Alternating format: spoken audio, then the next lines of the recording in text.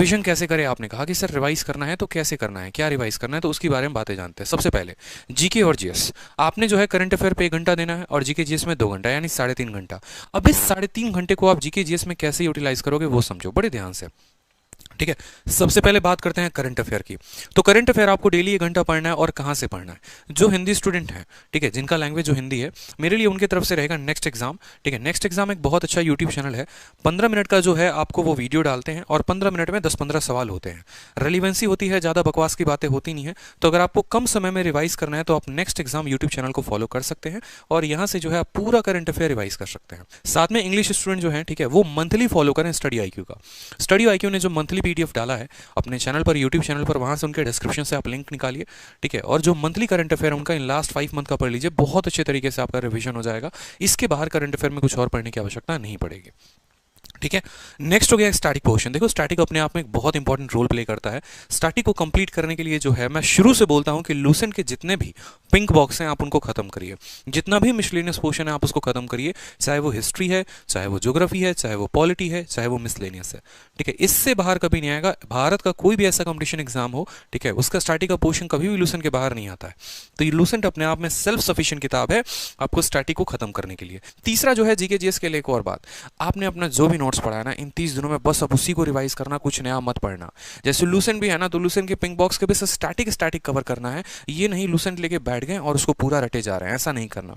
जो भी नोट्स पढ़ा है, जहां से भी पढ़ा है, बस उसको रिवाइज करो और सारे इंपॉर्टेंट फैक्ट को मेमोराइज करना है, ठीक है। क्विज कहां से देना है? क्विज जो है वो आपको ग्रेड अप से देना है। इस तरीके से आपका जीएस इन 30 दिनों में थोड़ा अच्छा हो जाएगा और अच्छा स्कोर आप कर पाओगे कम समय में। बात करते हैं मैथ्स की।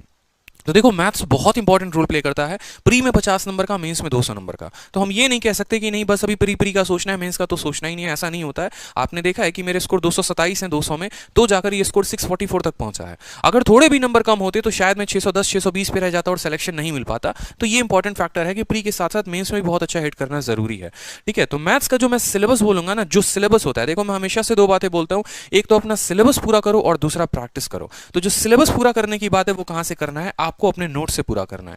जो भी टीचर से आपने पढ़ा है, यूट्यूब से कवर अप किया है, किसी का पेड बैच लिया है या किसी किताबें से कवर की है, आपको अपने नोट्स इन लास्ट 30 दिनों में एकदम रट डालना है, चार्ट डालना है। मैं ऐसे बोलूं ना, एक एक पॉइंट आपके माइंड में फिट होना चाहिए, ठीक है। जो आपने डायरी ऑफ मिस्टेक्स बनाए होंगे, आपको वो सारे पॉइंट आपके दिमाग में फिट होने चाहिए कि भाई ये फॉर्मूला ट्रिगो का होता है, ये फॉर्मूला अलजेब्रा का होता है, ठीक है। इस तरीके से सारे इंपॉर्टेंट पॉइंट। और साथ में जिन बच्चों का सिलेबस पूरा है, भाई आप लोगों के लिए मैंने एक 30 डेज 30 मैराथन कराया है।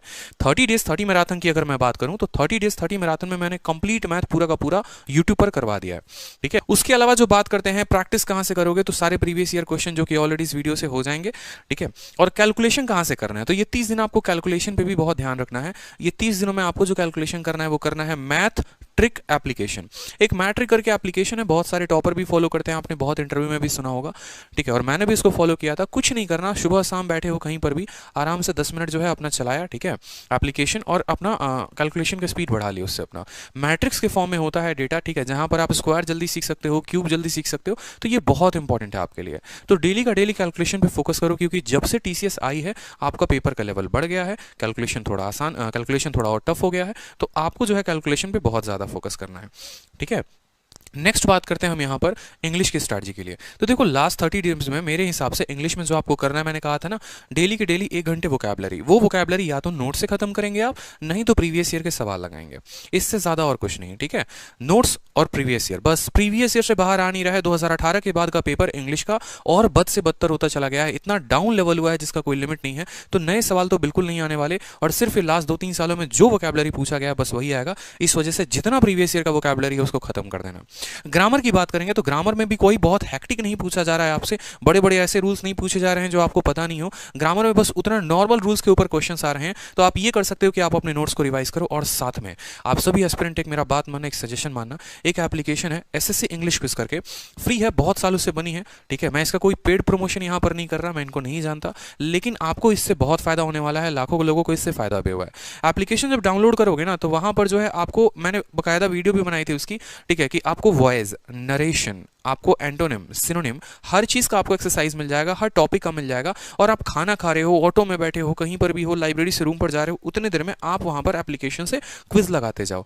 उसी एप्लीकेशन पर आपको 2018 और 2019 के पूरे प्रीवियस ईयर भी मिल जाएंगे। तो उसी एप्लीकेशन पर डेली के डेली इंग्लिश के आपको 4 से 5 सेक्शनल मॉक देने हैं, कम से कम 4 तो सेक्शनल मॉक देने ही हैं। आप यकीन करिए कि पहला सेक्शनल मॉक आप देंगे तो आपका 15 मिनट 16 मिनट में पेपर खत्म होगा, लेकिन जैसे जैसे आप डेली के डेली 3-4 आप सेक्शनल मॉक देते जाएंगे तो आपका जो है पेपर का टाइम कम होते जाएगा और एक वक्त आएगा कि आप 10 मिनट में पेपर खत्म कर पा रहे हो। ठीक है, तो इंग्लिश में 2018-2019 का पूरा प्रीवियस ईयर खत्म, जो ऑलरेडी इस एप्लीकेशन पर अपलोडेड है, और साथ में हर सेक्शन के 50-50-50 क्वेश्चन जो हैं आपको लगाने हैं। इंग्लिश में अगर इतना कर लिया ना तो 50 में 50 कहीं नहीं गए हैं, क्योंकि मैंने खुद मैथ में 50 में 50, इंग्लिश में 50 में 50, रीजनिंग में 50 में 50 स्कोर किया हुआ है। ठीक है, तो इस तरीके से मेरी बात को समझेंगे आप। सेक्शनल मॉक भी आपको इसे एप्लीकेशन से देना है, और नोट में यह है कि कंप्लीट करो सारे प्रीवियस ईयर को, तो ये आप कंप्लीट कर लोगे। इसके अलावा देखो रीजनिंग में, तो रीजनिंग का सबसे पहले ये नोट पढ़ लो, ये नोट आपके लिए इंपॉर्टेंट है। ठीक है, इसे हल्के में मत लेना।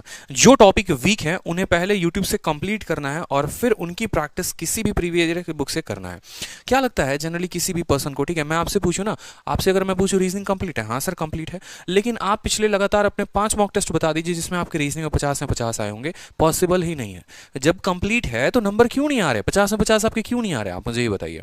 क्योंकि कहीं ना कहीं ऐसे कोई टॉपिक्स आपके वीक हैं जिन पर आपको काम करने की जरूरत है। अगर आपका सीरीज का क्वेश्चन गलत होता है तो आप सीरीज के लिए क्या करिए, कोई भी प्रीवियस ईयर बुक उठाइए और आप प्रैक्टिस करना शुरू कर दीजिए। जब तक आप प्रैक्टिस नहीं करेंगे आपको कैसे पता चलेगा कि उसके में कौन फॉर्मुला लग रहा है, क्या आपका अप्रोच लग रहा है, डिफरेंस मेथड है कि क्या है।